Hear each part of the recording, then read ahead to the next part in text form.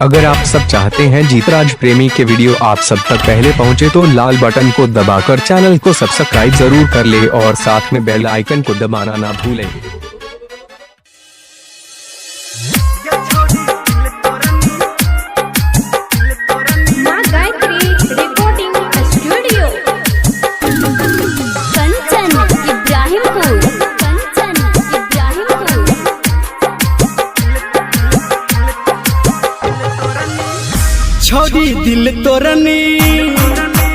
छोड़ी दिल तोरनी दाते जोहरिया तब चल जाई है अपन ससुरारिया। गे छोड़ी दिल तोरनी दाते जोहरिया तब चल जाई है अपन ससुरारिया।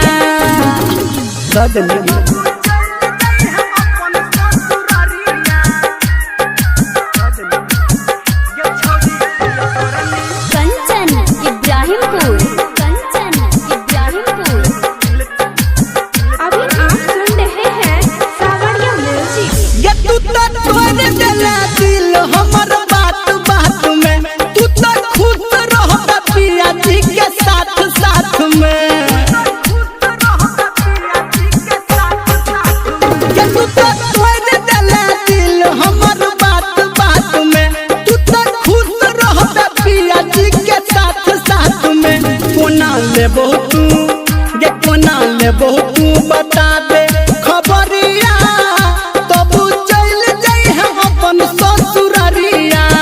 गे छोड़ी दिल तोरनी दो दे जोहरिया तब चल जाई है अपन ससुरारिया। बुझली गे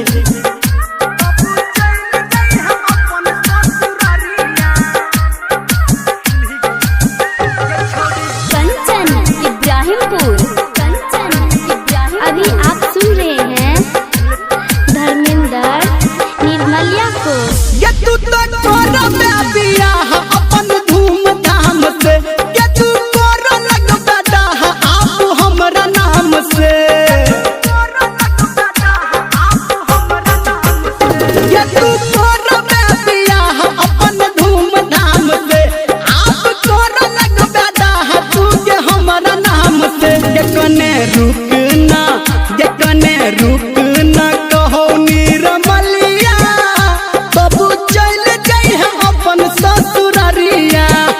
छोड़ी दिल तोरनी दो दे जोहरिया तब चल जाई है अपन ससुरारिया। बुझली अगर आप सब चाहते हैं जीतराज प्रेमी का नए वीडियो देखना चाहते हैं तो हमारी चैनल पर जाइए और नए वीडियो के मजा लीजिए और अच्छा लगे तो एक लाइक जरूर कीजिए और साथ में जितने भी दोस्त हैं सबको शेयर कीजिए।